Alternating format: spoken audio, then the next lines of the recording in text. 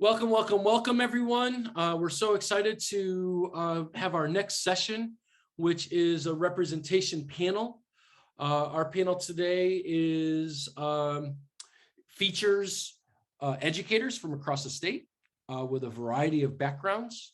But before we get started, I do want to just give some gratitude. You know, I was talking with my colleague and friend, Ryan Parker, earlier. He's going to be on the panel, and we were talking about connection to the environment.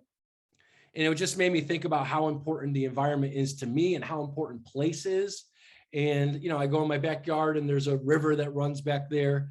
And it just makes me think of like all the people that live on the land now, plus all the folks that came before us and how we're really standing on the shoulders of giants. And it makes me think about the folks that inhabited this land, the Pequannock people. And I've been thinking about these folks ever since I lived in the town of Pequannock, or actually it's a little more of a village. And that really means people by the water, right? And it talks about how the water really connects, the rivers being the water really connects us all together. And I just think that that's something to think about, you know, how we're all connected and sustained by the environment and the folks that lived here. I just like to honor the land. So we are going to have several folks that come up on our presentation today. We're going to bring them up one at a time. We have Ryan Parker from Manchester Public Schools. We have Kevin Staton from Fairfield High School. If I said that correct me if I'm wrong, Kevin, because you may have just changed recently. Juan Coronado from Connecticut State. Where are you getting it, Kevin? Fairfield Ward High School. Fairfield Ward High School. No changes. I was close. And then we have Randa Elbih from University of St. Joseph. We're actually going to allow them to introduce themselves. And we'll bring them up. I'm going to put them on spotlight. You know what we'll do is we'll kick it off with Ryan, and then we'll go in. Actually, no, let's go in alphabetical order to make it fair. We'll start with Juan. So everyone will introduce themselves, and we'll talk about, first off, who are you, and also, you know, what brought you to the line of work that you're in, and then we'll go from there. Okay, the little introduction. Hi, good afternoon. I am Dr. Juan Coronado. I'm an assistant professor of history at Central Connecticut State University. I specialize on the U.S. Latino experience. My research has focused on Mexican-American and Latino veterans in the U.S. military. And I like to focus on their lives prior to service, during service, and post-military service. I've expanded to look at a broader range of Latino people. I originate from Texas, spent a few years in Michigan, and now I'm in Connecticut.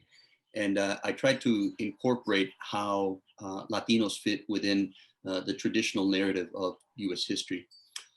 How I got into history, or how I got into this line of work, I grew up in South Texas. I grew up in the Rio Grande Valley of South Texas, about 20 minutes from the US-Mexico border.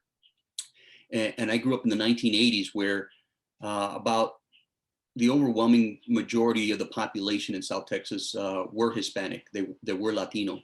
I'm talking about 95% of the people in my community were Hispanic. If you know that type of history, this was an area of the country that previously belonged to Mexico, and prior to that to Spain, and prior to that to the many indigenous communities of that area, right? And one thing that caught my interest growing up was that once you got to the school system, the instruction was always about the white pioneers, the white settlers in the area. And as a young child, I took exception to that because I knew that there was a large part missing from that history, right? So I think that always motivated me to learn more about who my neighbors were, learn more about who the streets were named after in my community. And little by little, I began to uncover that, hey, there's more to history than the Washingtons, the Jeffersons, the Lincolns, and that there is a Native influence, there is an African-American influence, there is a Latino influence. And I think that's what got me on this line of work, Tony, and I haven't quit since then. All right, so it's been a journey, and coming out to the Northeast, the same thing. You know, Latino population is fastly growing in this state. We're seeing a great number of our school districts that have a large Latino population. And one of my goals in coming out here is that that I want our students to appreciate who they are, right? Not just as individuals, but knowing that they come from somewhere, that their heritage is real, that their heritage is important, right? And that it is part of the American heritage, right? So thank you for joining us today, and thank you for giving me a few minutes. Thank you, Dr. Coronado. Let's move right over to Dr. Elbih. Go ahead. Hi, everyone. Thank you, Juan, for this amazing introduction. I hope I can match that. So my name is Randa Ilby, and I'm actually a recent immigrant from Egypt. I grew up in Cairo, Egypt, and I came to the United States in 2005 when actually like 4 years after 9/11. So it was still a hot topic, right? At the time, I was actually wearing a headscarf, and I had some experiences that were unpleasant, along with very pleasant experiences as well. So you actually, when you are like a minority who's been targeted, you get to see people's like real nature, those who support you and those who are against you, you know? And besides that, I was involved in the Muslim community of New Mexico. And while I was doing my doctorate degree, so I focused on them and their stories, especially the Muslim American students at the schools, because they are children and they were innocent, and yet they had to experience like a lot of pressure and a lot of negative, you know, verbal and physical abuse from their peers and their teachers, and they were innocent, like they had nothing to do with anything. So I dedicated my dissertation to really focus on the stories and lives of Muslim American students, but also because my specialization is in education, how to help teachers teach about 9/11 and the war on terror, and also more broadly, how to apply the framework that I developed in my dissertation to study like broader controversial issues and current events. My work has been influenced by the Brazilian educator and scholar Paulo Freire. Paulo Freire actually wrote a lot of awesome books. His most important work is Pedagogy of the Oppressed. And Paulo Freire believed that reading the world really starts from reading the word. And so he realized the power of education as a means to building critical consciousness, and would enable people to change their lives and change the world, right? So I have been really influenced by the work of Paulo Freire, and I actually don't want to take a lot of time when I'm doing the introduction, but I will stop here.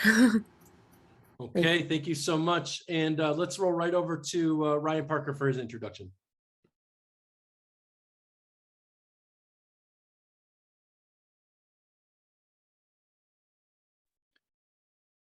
Y'all saw the Zoom face. Like when you're trying to look for the buttons, we could become so accustomed to the culture of Zoom. It's like these kinds of turns and moves. I want to just say hello to everybody. I'm Ryan Parker. I'm a mama's boy, a hip hop head. I love chocolate chip cookies. I'm a father and a son and a husband. And I'm also race and equity coordinator for the District of Manchester, Connecticut. And I'm thankful to be in community with everybody that's here on this call. I cannot say another word without also shining some gratitude. You know, first and foremost, I want to give thanks to the ancestors who made it possible for me to be here, who paved the path so I may arrive.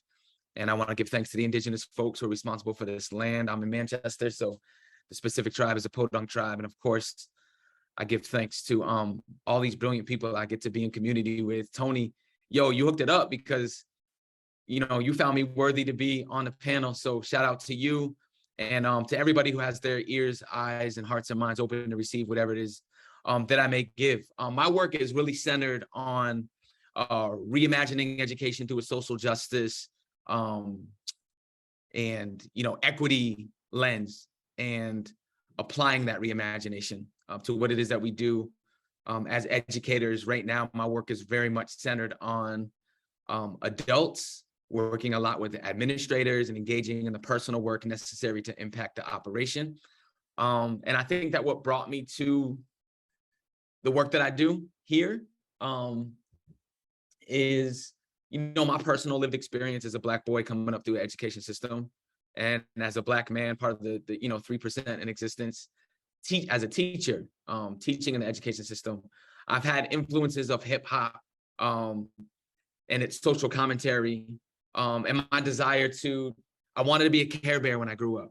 I was fascinated with watching the Care Bear stare, wanted to shine the peace symbol to everybody, and I grew up to be a Care Bear. So that's why I do what I do. And for the selfish reason is, of course, the babies, my daughter and everybody else's baby, just trying to figure it all out and lean into, shifting paradigms for transformational change. So that's me. That's where I'm at. Much love. I'll pass the mic back to Tony. All right, let's hear from a personal friend of mine, Kevin Staton. Go ahead, Kevin. Good afternoon, everybody. Kevin Staton. I'm currently a library media specialist at Fairfield Ward High School. Before that, I was a teacher, elementary school for 5 years, middle school for 6 years, and high school for 10 years. So I always joke, thanks a lot if you thought I was a lot younger than I am, because I've been doing this for a good while. So I am, oddly enough, in the middle of the book banning war that is currently going on, and I'm more of a strategic, tactical person. So I'm kind of the go in and get your hands dirty. How do we fight these things type of person? And so in terms of me and education, just a really quick, I guess, synopsis is I attended New Haven Public Schools, and I am part of the last leg of the Great Migration. So I'm a 70s baby. So we just did a project with students called a migration walk. I would have called them gentrification walks, but I didn't want to lose my job. But anyway, we the featured speaker in the migration walks was my mother. And so my focus in working with students is making sure that they understand these connections to people's lived experience. I mean, my father and my grandmother are buried in segregated cemeteries in North Carolina, where I'm from. I'm not so detached. So I'm very glad to be here on this panel and to really talk about the significance of what representation means. And also, as an added bonus, I'm a seminary student, so I was listening to what Dr. Coronado was saying, and I was just thinking about how you can't discuss the Latino community and not talk about the Catholic Church. And of course, in the same manner, you can't talk about Egypt and not talk about Islam. So I'm just glad to be here. I'm excited.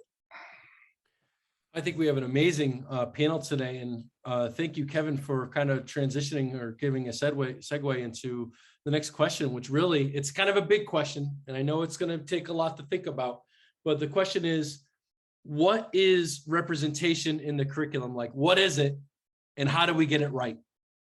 And I know that's a tough question. I always start with the toughest question first. If anybody wants to jump in there, we don't necessarily have to follow the order that we've already established. So if anyone wants to go. Can I jump in as a librarian? Yeah. Right now, this past couple of years, I've been working on a specific lesson format called information versus interpretation. And the reason why this happened was we were having teachers with the pushback around critical race theory, which we all know is a legal theory, which has never been taught in public education, because anybody who's an educator knows that we only deal with learning theories. We don't do legal theories. But anyway, a teacher came to me and said, well, I'm doing something on Jim Crow and I'm getting pushback from a parent. So a student went home and complained. And so what I do is, in terms of representation, is I look at the actual primary documents, academic peer-reviewed journals, and any types of primary sources in any other form, whether it's visual. And we look at that versus magazines, blogs, podcasts, all the things that are, interpretations. There's information, as we saw, anybody who watched the January 6th hearings, there's a big difference between what you actually did and how people interpret what you did. If you grab a Secret Service officer by the throat and say, I'm the effing president, that's just what you did. Now, how we can interpret that is another thing. And I think that's a big thing that we have to deal with in terms of representation, is making sure we keep the narrative in a certain path where people can't deviate off, because that's what they'll do, especially when you're dealing with the truth, especially when you're dealing with the truth around, people of color and people of different, religions and backgrounds. They'll just veer off when they're talking about Islam. They'll just veer off, when they're talking about Latinos or African Americans or members of the LGBTQ plus community. And that's my whole thing. My duty as a librarian is to make sure we deal strictly with the information. Thank you for that. Anyone else? To me, thank you, Kevin. And thank you, Tony, for the question. To me, representation in curriculum is the intentional, sustained inclusion of all narratives from a place of true value for those narratives. And knowing that the traditional curriculum in the United States school system was born out of white supremacist intentions and ideology, which contributes to a legacy of oppression even today. To me, true representation in curriculum is rooted in the authorship, perspective, and lived experience of the historically marginalized. And the way that I think the other part of the question was like, how do we get it right? And so, in my opinion, the way that we get representation in curriculum right is by disrupting white supremacy, by starting with ourselves, starting with the personal work that we each have to do as individuals. The way that we get representation in curriculum right is to not separate the necessity of the deep and ongoing personal and adaptive work needed beyond the technical and operational work of cosmetically adding representation into curriculum. And that's what speaks to my heart with that particular question. Can I build on that? Ryan, thank you very much, and to Kevin as well. So I want to just add to what Ryan said. To me, representation is who is represented, basically, in the curriculum, who is not represented in the curriculum, why are they represented or why are they not represented? If a person or individual or groups are represented, how are they represented? From whose perspective are they represented? How can they be presented from another perspective? So, and how are events actually represented, and what is the relationship between characters in the events? So, if we think about all of these questions from the lens of, oppressor and oppressed, as per Paulo Freire, right? So I feel like the whole history has been written from this dichotomy between dominant, subordinate, oppressor, oppressed, right? There's always like a hero and there's someone who is a villain, right? So representation to me then, in that flipping this script, to become more inclusive of many voices so that we represent what really happened in an event, right? Because there's always like a certain perspective, a dominant perspective through which we are analyzing and looking at and looking at events and analyzing them. So how can we look through the same, look at the same event through another perspective? I actually recently published a paper focusing on Ibn Khaldun's theory of political wisdom and the concept of asabiya. Concept of asabiya is an Arabic word. This concept is inclusive of racism, but not only inclusive of racism. It talks about blood relations with people. So it talks about race as a blood relation that can be achieved through like lineage, but it also can be accomplished through relationships. Okay, but Ibn Khaldun's lens helped me to look at the American educational system through a different perspective than the dominant one. And at the same time, I wrote this paper to try to, chip away from the dominance of the ideological center through which we are looking at and analyzing the whole world, right? So this is one way to, represent other voices and other perspectives.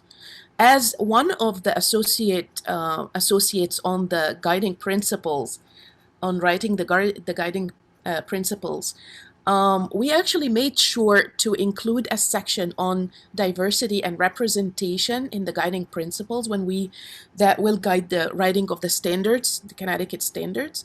And this section really looks at representation from a social justice and inclusivity perspective. And so what we're trying to accomplish is we are trying to tell the stories and tell events from different perspectives, from the perspective of the dominant. So we don't want to eliminate the perspective of the dominant. We want to keep it. But alongside it, we want to represent the perspective of the oppressed, but also other perspectives of people who weren't involved, but they were secondary sources and other sources, so that our children at the schools, they see all of the variety of perspectives and then they build their own knowledge about what they think happened, about the truth. So this is one thing we try to accomplish. Another thing is we also wanted to include, excerpts of people who were underrepresented in the curriculum, in the standards. So including them, including their voices, including their stories that they tell instead of stories told about them, that's another way. I'm going to turn the mic to Juan in case he wants to add. Thank you, Rhonda, and you're going right where I was going to continue on. History for a very long time has been taught and written from a top-down perspective, right? We were obsessed with, what rulers and kings and queens and presidents and people of money were doing. But we had very little understanding of what the folks in the bottom were doing, right? And it was written like that for a purpose, right? We didn't get to fully appreciate the contributions of women. If we're looking at US history, right? We never got a full understanding of what women were doing, of what enslaved people were doing, about what free blacks were doing, about people of color were doing, right? And history, for those who understand history, history's messy, history's murky. We tend to want to make history black and white, but there's a lot of shades of gray. And there's a lot of brown in there, right? As Americans, we're obsessed with 1776. I was out in California. You know what Californians were doing in 1776?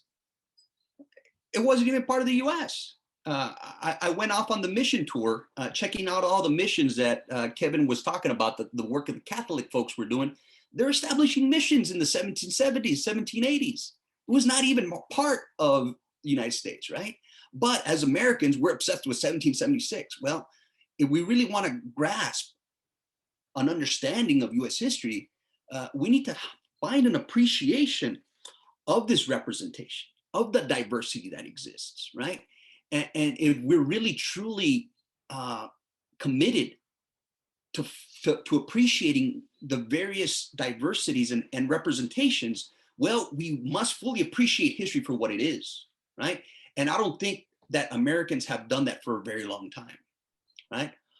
And again, it was by design.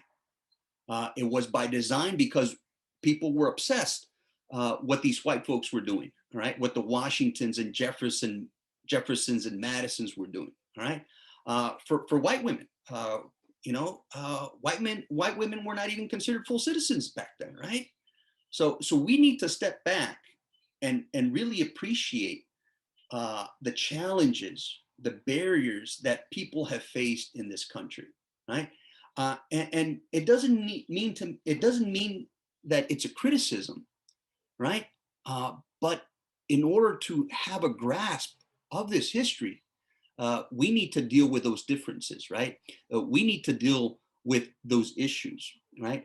And I think unless we take it for what it's worth, right, and really dig in deep into that history, we won't have an appreciation for that diversity. And if we're really committed to including it into the curriculum, we can't take this stuff personal, right? And there's a faction of folks in this country that take this stuff personal, right? And it shouldn't be personal, right? It's the history, it's real. Like Kevin said, these are things that happened, right? And if we cannot deal with that, then we're not ready to deal with this lack of representation, and we can't accept the full picture of history, right? So there's one approach, right? That we really need to be cognizant of the differences that exist in this country and in this state, right?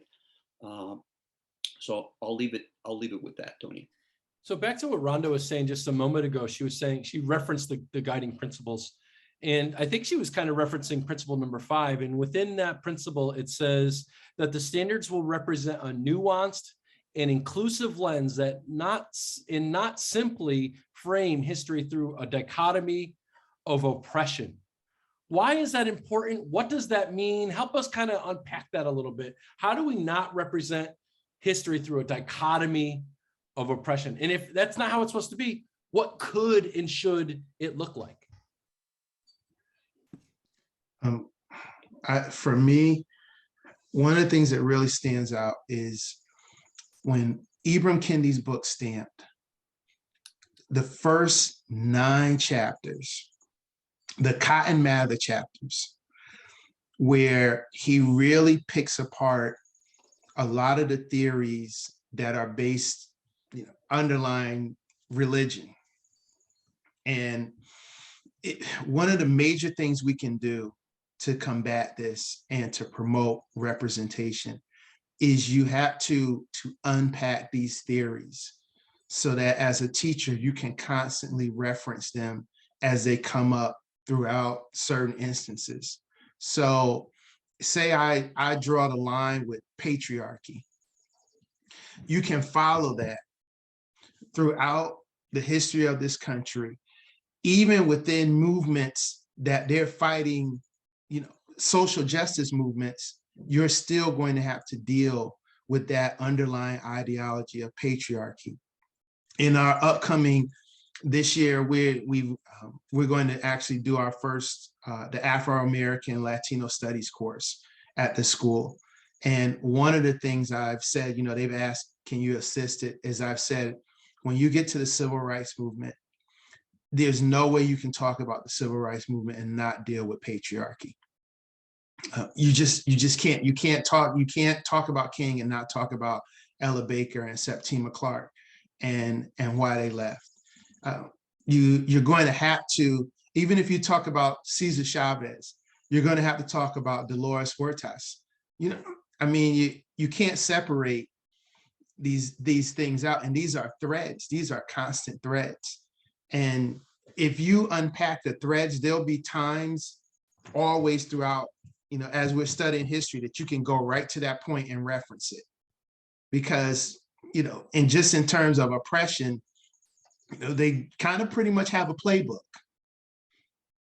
And if we understand that, then as we're teaching that and writing the curriculum, you constantly have moments in there where you're like, oh, we've seen this before in the past. And then, you want students to go, oh, once again, this is like a patriarchal system where you're actually doing to female members of your group what's being done to you.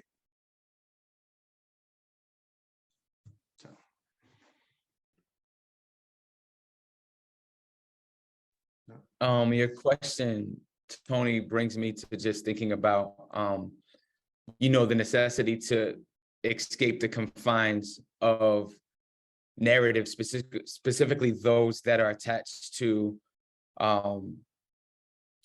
Black and brown bodies and minds and hearts and souls. Those narratives that are so trauma-centered and trauma-filled, and to break out of that confine and move into the space of also recognizing the beauty and the brilliance and the genius and the joy that's attached to those minds and bodies as well. And I think that has been a missing component. When you pose that question, it just makes me think about the importance of lifting the joy narratives and the absolute genius that many of the most marginalized folks are made of, and the immense contributions that they've had to, the United States of America, but the world at large. So that's where I go. That's where I go with that. And when we have this conversation about representation, for me, if somebody's like, yo, what advice would you give? That's one of the biggest pieces of advice, is to not stay immersed in the trauma-filled narrative that we're so accustomed to, and not to focus on the joy and the genius and the beauty as a way to be like, don't look at what's ugly, but as a way to make more room and to be inclusive of the other narrative that is also existing along with those real traumatic narratives. Just real quick, I know Rhonda or somebody's going to get in, but this also ties to this idea of agency, right? And that's one of the themes that's guiding this work. And within that definition of agency, we're talking about making sure that we make room to celebrate joy, right? Because joy is a part of having ownership over your body, over your life, having your own autonomy. I mean, without joy, how do you have life? I mean, that's just my opinion, but I know some other folks want to get in there. Sorry.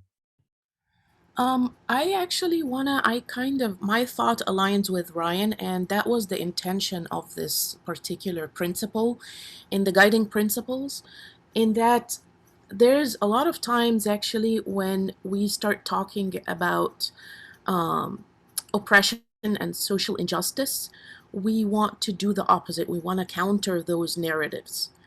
So we're just being responsive to the dominant narratives, right? So this is good, but at the same time, it needs to be accompanied by exposing the real stories and real lives of people as full human beings. So representing them not as perfect human beings. So we don't want to represent it as this is the bad guy and this is the good guy, right? We want to represent it as I'm a human being and you're a human being, so that everybody becomes humanized. So this is also countering what has been done in history. So it has been represented as I am a full human being, I am very civilized, while you are not, or you're half a human, or you're not even, civilized as much as I am. So there's always this dichotomy, there's always this comparison, right? So we wanna divert from that and have a full representation of people as human beings. Either we are talking about the founding fathers, or we're talking about folks who have been marginalized. All really should be represented through the lens of humanization and as full human beings. Thank you. And I think that's simply part of the complexity of history and the complexity of humans in general, right? And yeah, absolutely, we must include the good, the bad, and the ugly, right? And yeah, these marginalized communities did demonstrate their agency. They maintained, their fight for equality These are not new battles, right? These battles didn't start during the civil rights movement of the 1960s, right? These battles have been ongoing by our ancestors for a very long time, right? And I think, that's the beautiful part of history, right? That it is complex, it is messy, right? And it is important to include those, whether you want to call them accomplishments, contributions, into the historical narrative or into the curriculum, because it demonstrates that these individuals had an understanding, right, of what it meant to bring, the fulfillment of whether the Constitution or the fulfillment of a better lifestyle or better experience for all, right? And these folks were cognizant of that. They knew that they were being marginalized. They knew that they were dealing with these oppressive situations. So it is important, Tony, to include those stories into the curriculum.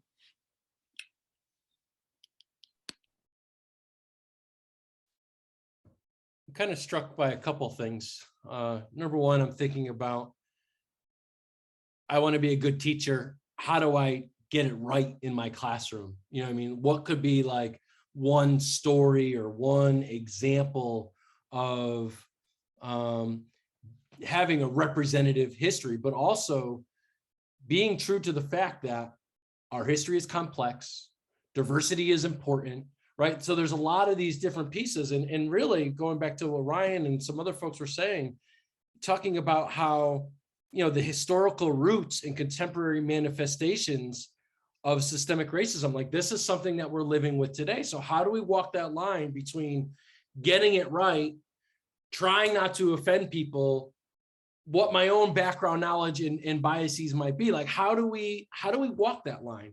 I don't even know if there's an answer to that question, but how do we do it? Well, first you gotta get out of that zone of thinking that you're just gonna get it right, because you can get it wrong a whole lot of times. That's just gonna happen, and that's where like a courageous component, has to be a part of the work. And that's what I talk about when I'm talking about these core lines of action. The operation being, okay, well, we have representation. Representation is only as good as the person who is actually delivering that representation, who's behind it. And so there's a level of personal work ongoing. It's not like levels. It's not like I did the personal work, now I graduate to the interpersonal, now I can do the operation. It's like this. It looks like this. It's twisted together. But the commitment to truly be reflective and to be thinking about, what are my lived experiences? How does that influence what I think and believe? What are my lived experiences racially? How does that influence what I think and believe about myself and others in the world, which will then impact what it is that I do operationally? But also, like, let me reflect on how I've been socialized as an educator and as somebody who's receiving education, and what I think and believe teaching and learning looks, sounds, and feels like. And how does that influence how I move and what I do? That kind of personal archaeological dig, deep reflective work helps to inform how it is that we engage interpersonally, which then informs how we adjust our operations in the end. And that operation being the representation, because I am willing to bet a whole lot of money on the fact that if you have curriculum that's established, and so now you have a whole bunch of books with BIPOC folks as central characters, and the posters on your walls and whatnot, like this almost like cosmetic piece. And not to say that those books aren't necessary, but they do nothing to exist without the person behind them that's actually delivering the instruction. And so that personal work, Tony, gotta be a big part of it, from my perspective. So you just can't have Nipsey Hussle poster on the wall. You have to actually, and you can't just have just have dope history curriculum. Like we've become very good at the operation. We're good at like being like, all right, this is what it needs, and we can write lesson plans and essential questions and objectives and state standards, and we are good at that technical, linear, like very white-centered piece, because that's what the institution is based on. Like very good, but the piece that has always been missing, that we need to, I feel like we really need to center, if we want sustainability, if we want capacity, is we got to do the personal piece. We have to do the adaptive piece outside of the technical work. And so there's dope curriculum existing right now. You could Google stuff right now and it got like all the dope culturally relevant stuff in it, but it means nothing if the person behind the delivery of that curriculum doesn't do the personal work that's necessary in order to really make it worth its while in a sustained way. Or else you do what Dr. Jamila Lescott calls a bait and switch, which is you get a bunch of books that attract and engage folks, and then you switch back into the old mode of original traditional pedagogy. So now what you've done is you've trapped them into the ideology using the tool of the aesthetic, as opposed to actually doing the personal work to bring true equity to fruition.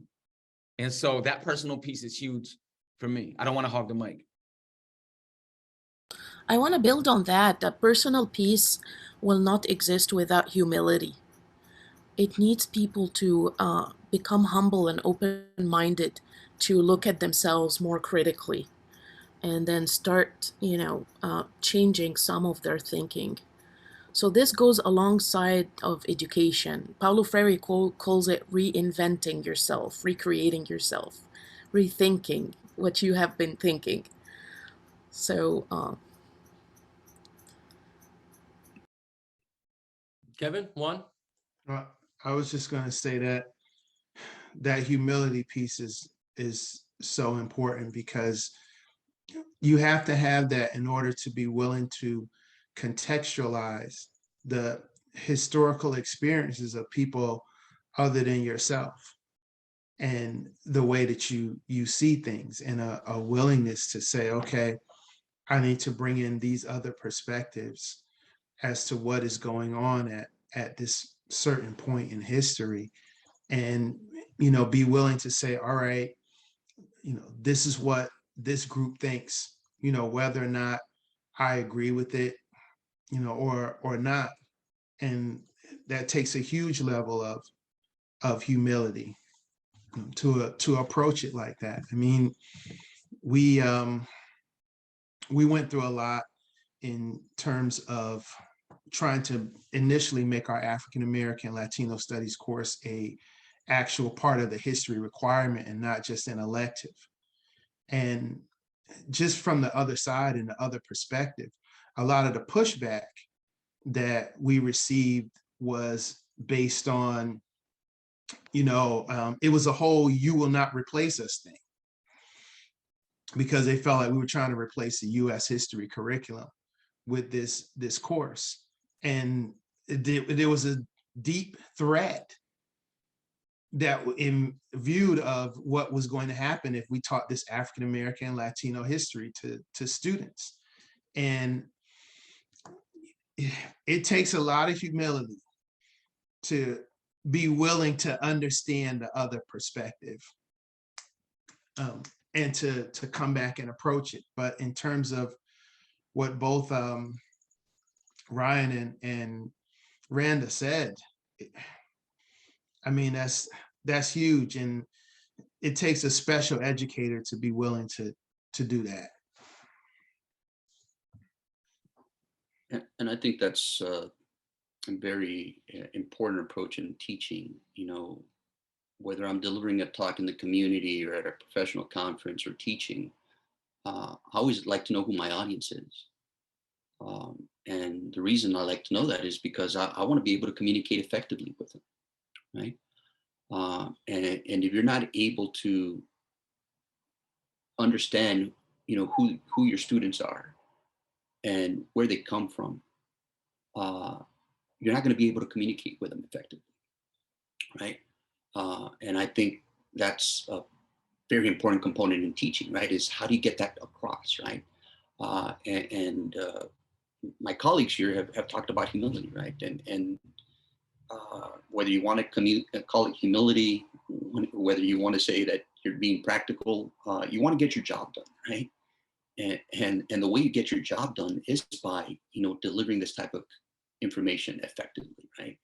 And absolutely, the way you deliver this effectively is starting from that point where you understand the perspective of your student, right? You understand that community they're coming from, right? And what they deal with on a daily basis, right? And what they've dealt with historically, right? And it's extremely important, right? We could take it to your next question, Tony, if that is, Actually, I wanted to build on what you're saying, because one of the principles and the guiding principles, we keep going back to this document, it really truly is foundational to the work that we're doing with the Connecticut Social Studies Standards Project.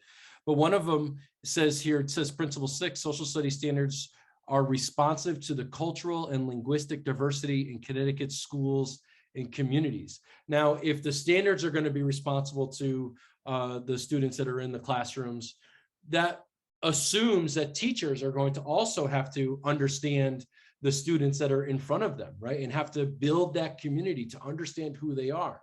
Because you can't just do this work, in my view, without understanding the relationship piece. I think I said this yesterday. No one cares how much you know until they know how much you care. That was drilled into my head when I first became a teacher for the first 7 years of my teaching career. It was all about relationships. And I'm wondering, we only have a few minutes left, but I'm wondering if maybe folks could talk a little bit about, how is it that relationships have played an important part of your education? It doesn't have to be you as a teacher. It could be maybe when you were a student. What was that role of relationships, and how did that make an impact on your life as an educator? I wanted to piggyback on Juan really quick, and that leads into exactly what we're talking about.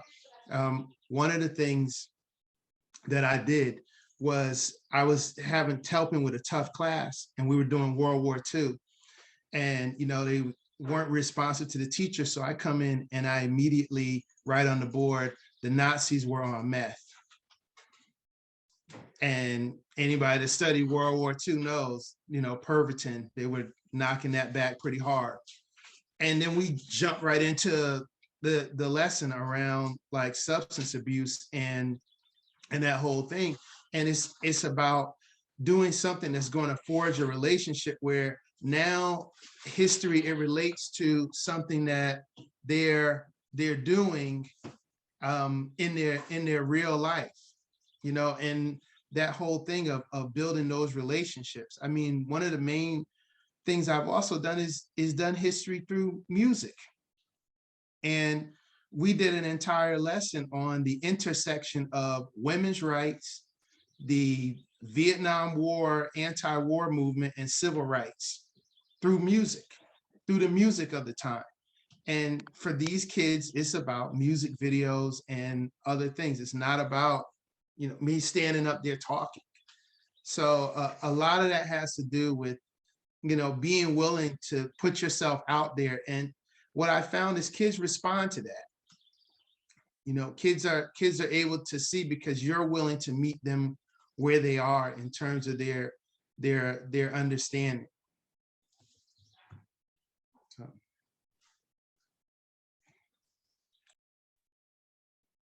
Relationships are everything.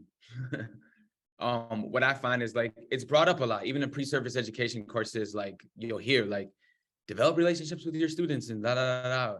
I don't know if there's enough focus on the pedagogy of how you actually go about developing the relationship. And I know that this isn't the space to kind of like speak to that, but the establishment of that relationship beyond just the first two weeks of school. Harry Wong wrote a book called The First 2 Weeks of School. It got to be sustained, and it becomes the foundation for everything else. I'm going to reference Dr. Lescott again, who says, it's not what you do, it's who you be. And then who you be impacts what it is that you're actually able to do.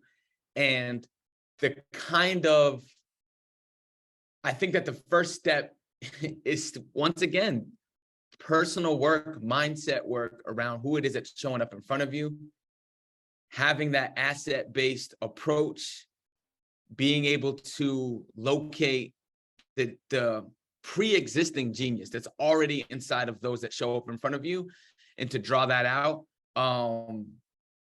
has everything to do with relationship. And once you have, and we can't talk about the topic of relationship without also mentioning that we do it against the grain of a traditional education system that was not built for or by people who look like me, and wasn't built in such a way where the primary focus was fostering community and developing relationships where we see the whole student and we embrace their authentic selves. Like, that wasn't the tradition. So even some folks who might be on this particular Zoom right now are victims of a historical system that has trained us to believe that education looks, sounds, and feels a certain way. And a part of that has nothing to do with developing relationships. So I just want to lift that up and to be very honest about that, because these are the grains that we're going against as we work towards making transformational change that's necessary.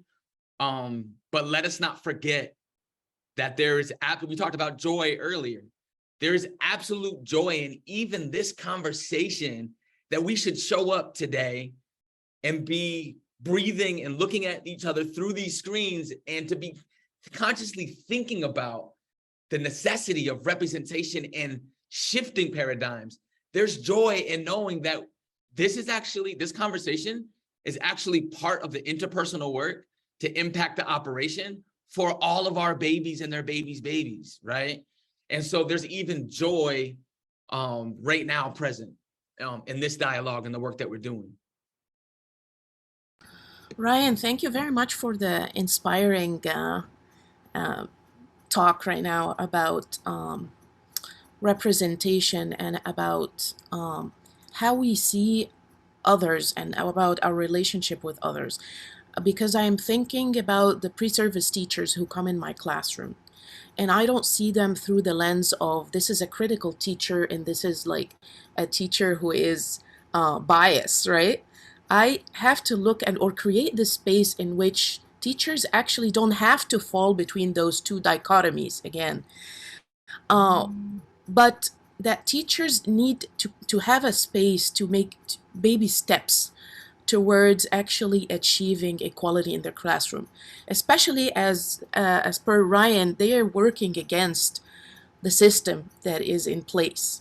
So I have a lot of respect for the teachers who attended this session actually. So kudos to you for trying to learn, and kudos to you for coming here. And I know that you have the intention to actually create like a very inclusive classroom. So thank you for that. Baby steps are definitely, I would say baby steps are the way to go. All right, we're going to move into final thoughts. I would like to open up to folks that are viewing as well, right? Final thoughts as we close up. I'd like to hear one from each of our panelists, of course, but then if anyone wants to jump in, go ahead. You can just go ahead and jump in. I know I saw Lisa with a hand up from before. Why don't we go right to Lisa? Hi, guys. Thank you so much. This has been so inspiring. I wanted to say I'm a first grade teacher, and I think part of my job as a first grade teacher in a phenomenal position for some first-time parents of children in schools, this COVID issue has really hindered my inclusion of them in anything we do in the classroom. But I think part of my job is to say, please tell me about your culture. Tell me what you want us to do. This is the concepts for the year. Please, whatever you have to offer, come in, to give these guys a foundation to then build on throughout the years. I think it's critical. It's not mentioned in my job description, but I think it's critical for these young parents and for these young families and these children. And I'm also in a position where these students are going to be together for the next 11 years together, and then they will be together in a regional high school. So they're going to have their little group, and they need to feel comfortable together. Okay, thank you so much. Any other closing thoughts here? Go ahead, Steve.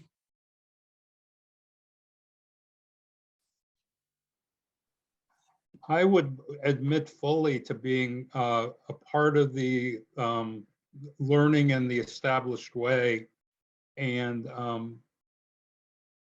being part of establishment and education. I mean, I'm in essence a State Department bureaucrat. I'm trying to personally, and I've done work, as some of you have said, about personal change and personal reform. But a larger bureaucratic reform is a bitch. And I'm just expressing that frustration. That's all. Thank you for that, Steve. Anyone else with some closing thoughts, either panelists or one of our folks that is? I just wanted to agree with Steve, because I know both he and I, and I'm sure a lot of others have witnessed, you can have the best intentions and the most positive, inclusive curriculum. And if you don't have support from the top, I've seen people find all kinds of ways around it. Structurally all the way to individually. You know, structurally, we can look at the way U.S. history gets treated in terms of some districts leaving the Reconstruction completely out of the curriculum and skipping over it. So kids come into high school and they start right on the progressive era and American exceptionalism and have no background knowledge of Jim Crow and its impact. And, you know, it's structural just to, you know, it's almost like you can go at this one person at a time, because structurally it's, yeah, I agree with you, Steve. It's a monster. Can I just speak to what Lisa had offered earlier? Lisa, I believe, and correct me if I'm wrong, I don't want to misstate you, but you had talked about your first graders and how you invest time in asking them to teach you about them, about themselves. And my initial assumption would be that you fostered a level of relationship with them for them to be like, all right, cool, Miss Bradley, I'll share that. But with that, I do want to also add the power and the necessity behind us doing the work without even asking the youth to teach us about themselves. And the example I would offer is I was invited to teach First Nations Blackfoot tribe in Canada, a poetry course. And because of the system that I've also gone through, I don't know histories of, I haven't done enough of my own personal work, and I didn't come up through a system that taught me about the stories of Indigenous folks, the ways that like I now can express and know is highly valuable. And so I dug in, and yes, I was able to build relationships similar to you, Lisa, where they were able to also speak to me, because I do want the immediate community that I have a relationship with to be able to tell me about themselves. But there's also a power in taking the initial steps to be like, you know what, I see value in this community that I know nothing of, and I am going to dig in and do some of the work to really learn about that community that I'm serving. Thank you. Closing thoughts. I just wanted to commend and celebrate our educators on who tuned in today. You know, you guys are doing amazing work, and many times your work is not really appreciated, and our jobs are not really whether touted the way they should be or celebrated the way they should be. You know, during the pandemic, you know, we as a society were celebrating essential workers, and teachers were mentioned, but we quickly forgot about that, right? But you know, you guys do amazing work, and thank you for being here today and trying to amplify your abilities and skills as an educator. That means a lot, not just for individuals who do this type of work, but for our students, right, and for our future. So keep up the good work, keep at it, and it's hard because sometimes it feels like these battles are never ending, but you know, we must continue the struggle. So thank you. With that, I just wanted to, oh, go ahead, please go. I just wanted to mention what a joy it was to be here and be present and meet all of you. It's nice to see and learn about this work that's going on. my own personal experiences in the education system as a student and now a teacher. It is rough, specifically with what's going on in the news. But it's nice to know that there are a lot of people working hard to disrupt some of the injustices in our education system and have this voice and advocate for students of all backgrounds. So I just wanted to say thank you so much for your work. And it's been a very enjoyable experience attending today. Thank you, Lauren. I guess I'll close up now because we are a little bit over time. I think my final thought really has to do with intentionality. And this work is not by accident. It doesn't happen because you woke up one day and you put your shoes on in the correct order or something like that. You really have to every day think about how is it that I am going to be intentional about representation, about inclusivity, right? About making a difference, right? Because this really is a community. And sometimes it feels like we might be alone in our schools. I don't know sure if you've ever felt like this, but sometimes I feel like I'm alone in my school. When I close the door, yes, magic is happening, but there's no sustainable energy coming from other places. This community here is a place, one place where you can be sustained in your efforts, right? Come out, join us, Connecticut Council for the Social Studies, come to our meetings, come to these wonderful webinars that we have with these wonderful speakers. But really, it does go back to Ryan's point, it does begin with ourselves, right? It begins with us being intentional and showing up and doing the work. Can I just